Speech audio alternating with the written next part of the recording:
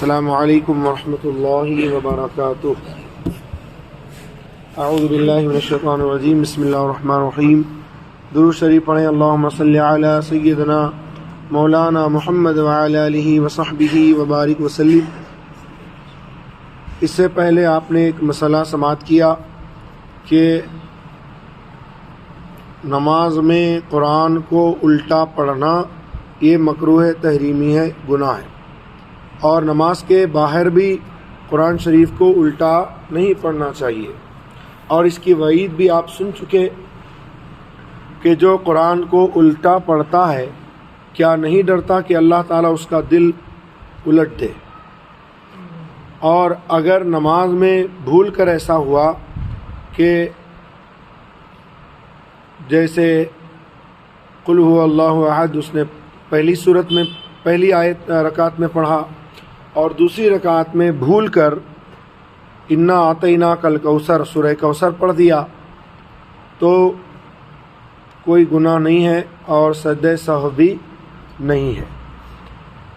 بچوں کی آسانی کے لیے پارہ ام خلاف ترتیب قرآن مجید پڑھنا جائز ہے کہ یہ بچوں کی تعلیم کے لیے اور ان کی آسانی کے لیے ہے۔ رد المحتار کتاب الصلاۃ فصل فی القراءہ جلد دوم صفحہ نمبر 33۔ بھول کر دوسری رکعت میں اوپر کی سورت شروع کر دی یا ایک چھوٹی سورت کا فاصلہ ہو گیا، پھر یاد آیا تو جو شروع کر چکا ہے اسی کو پورا کرے، اگرچہ ابھی ایک ہی حرف پڑھا ہو۔ مثلا پہلی میں قل یا ایھا الکافرون پڑھی اور دوسری میں الم تری کیف فعل یا تبت یدا شروع کر دی تو یہ خلاف ترتیب ہے، لیکن بھول کر اس نے شروع کر دیا۔ اب یاد آنے پر اسی کو ختم کرے، چھوڑ کر اذا جاء پڑھنے کی اجازت نہیں کہ اذا جاء جو ہے وہ قل یا ایھا الکافرون کے بعد ہے، تو اگر اسے یاد آیا ارے یہ تو قل یا ایھا الکافرون سے پہلے کی صورت ہے، الم تری ہے نا، یا پھر بیچ میں ایک صورت چھوڑ کر اس نے تبت یدا پڑھ دی، جیسے اذا جاء نصر اللہ بیچ میں ہے، تو اب اسے یاد آیا کہ میں نے بیچ میں یہ چھوڑ دی ہے، تو پھر اس کی طرف لوٹنے کی اجازت نہیں ہے کہ وہ اذا جاء پڑھے، بلکہ جو شروع کر چکا ہے اسی کو ختم کرے۔ بنسبت ایک بڑی آیت کے 3 چھوٹی آیتوں کا پڑھنا افضل ہے، یعنی ایک بڑی آیت جو 3 آیتوں کے برابر ہو اس کے بنسبت 3 چھوٹی آیتوں کا پڑھنا یہ افضل ہے، اور جزو صورت اور پوری صورت میں افضل وہ ہے جس میں زیادہ آیتیں ہوں، یعنی کوئی صورت کا جز ہے یا پوری صورت ہے اور اس میں جس میں آیتیں زیادہ ہوں تو اس کا پڑھنا افضل ہے۔ رکوع کے لیے تکبیر کہی مگر ابھی رکوع میں نہ گیا تھا، یعنی گھٹنوں تک ہاتھ پہنچنے کے قابل نہ جھکا تھا اور زیادہ پڑھنے کا ارادہ ہوا تو پڑھ سکتا ہے۔ مطلب قرأت اس نے ختم کر دی اور رکوع میں جانا چاہ رہا تھا لیکن اتنا نہیں جھکا جو حد رکوع ہے۔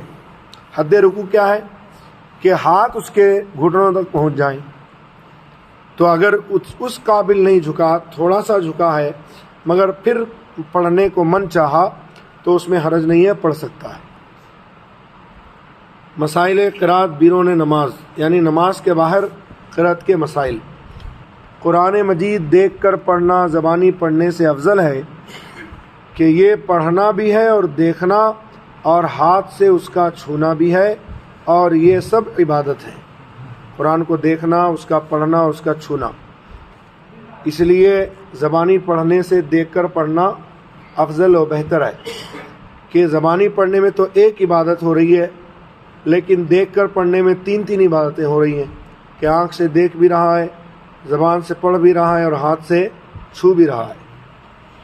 مستحب یہ ہے کہ باوضو قبلہ رو، یعنی قبلے کی طرف منہ کر کے اچھے کپڑے پہن کر تلاوت کرے اور شروع تلاوت میں اعوذ پڑھنا مستحب ہے، اعوذ باللہ من الشیطان الرجیم پڑھنا مستحب ہے، اور ابتدائے صورت میں بسم اللہ پڑھنا سنت ورنہ مستحب۔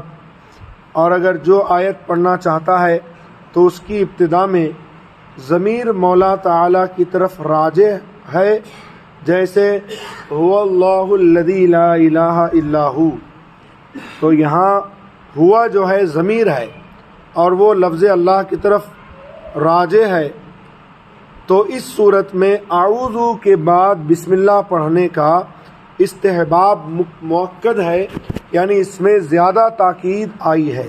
کیوں؟ اس لیے کہ دیکھیے هو اللہ الذی لا الہ الا ہو، وہ ہے اللہ جس کے سوا کوئی معبود نہیں۔ یہاں سے آپ تلاوت شروع کر رہے ہیں، تو اگر اعوذ باللہ من الشیطان الرجیم، میں اللہ کی پناہ چاہتا ہوں شیطان مردود سے، اب پھر پڑھیں گے آپ هو اللہ الذی، وہ ہے اللہ جس کے سوا کوئی معبود نہیں۔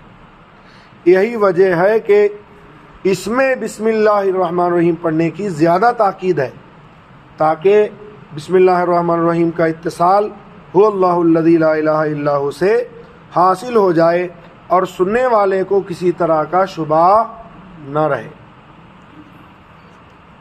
اگر درمیان میں تلاوت کے کوئی دنیاوی کام کرے، جیسے چائے پی لی، کسی سے بات کر لی، یا کوئی دوسرا دنیا کا کام کیا، تو اعوذ باللہ بسم اللہ پھر پڑھ لے۔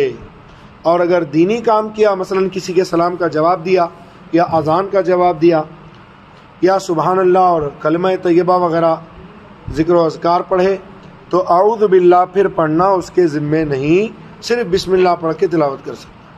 لیکن اگر دوران تلاوت کوئی دنیا کا کام کر لیا تو اعوذ باللہ اور بسم اللہ دونوں پڑھنا چاہیے۔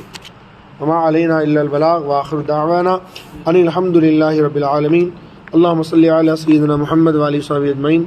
یا اللہ جو درس ہوا اسے اپنی بارگاہ میں قبول فرما اور دل و جان سے احکام شریعہ پر عمل کی توفیق دے، ظاہری باطنی بیماریوں کو دور فرما، ایمان پر زندہ رکھ، ایمان پر موت عطا فرما۔